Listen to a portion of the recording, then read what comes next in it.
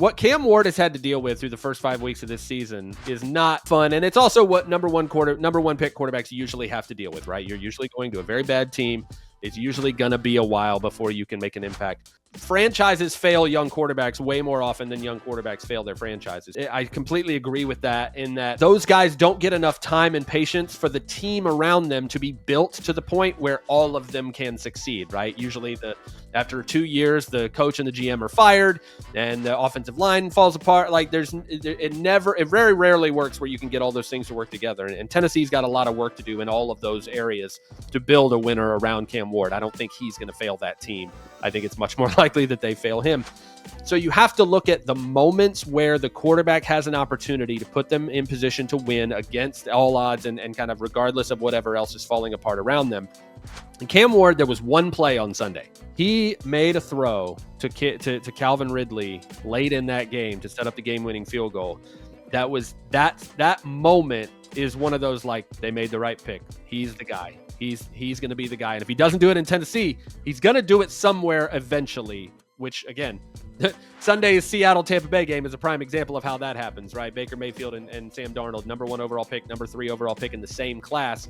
3 or 4 teams later are playing at an MVP level, right? It's not always with the team that drafts you because of all those things that change. But do you see the same flashes in Cam Ward that I'm starting to see? I do. And, it's funny because in the first half of that game and, going to the second, I was texting people like, man, I hope that they just get Cam Ward the support he needs, because it is very clear to me, and the win doesn't really change this, that the coaching staff is not right for Cam Ward. I watched his first couple games very closely against the Broncos, against the Rams, and it felt like he was a rookie in the first game against the Broncos, which he is, right? So it's his first game. He's taking sacks, he's drifting back in the pocket, and you're like, okay, this is something that a rookie does, but then there are some throws where you're like, hey man, I see the potential.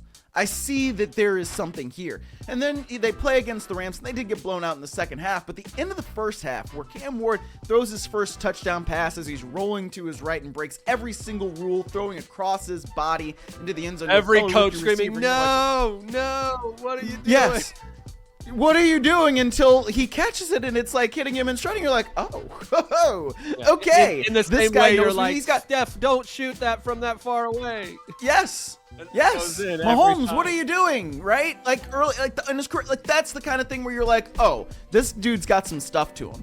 And then he comes into his press conference and he says, hey, if we're keeping it a buck right now, we ass. Like, we are. Like, you're right. And I thought it was very interesting that there were some teammates that took issue with those comments.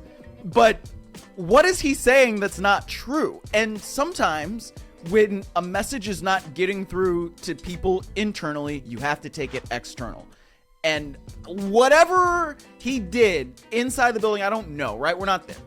But he is getting this team to believe a little bit more.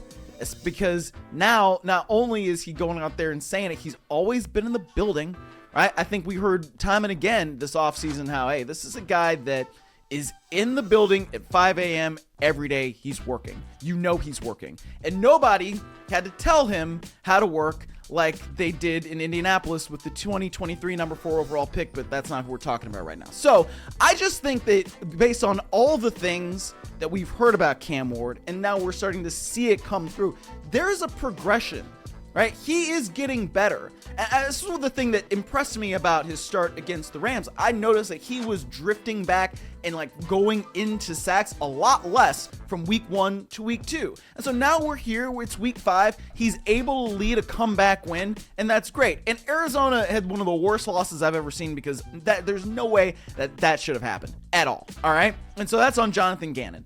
But on the other side, you still do have to make the plays, right? He still did have to make that throw to Calvin Ridley. That was one of the more impressive throws I've seen from any quarterback, I feel like, this year in the National Football League. So there is something there with Cam Ward. Is he going to be Offensive Rookie of the Year? Probably not, because of the guy we started off talking about. But I think that there is something there where if Tennessee gets the right coaching staff in place, then they really could have something with Cam Ward. It's too bad that, they don't have a guy that is coaching the Patriots now anymore. It's kind of weird how that happened.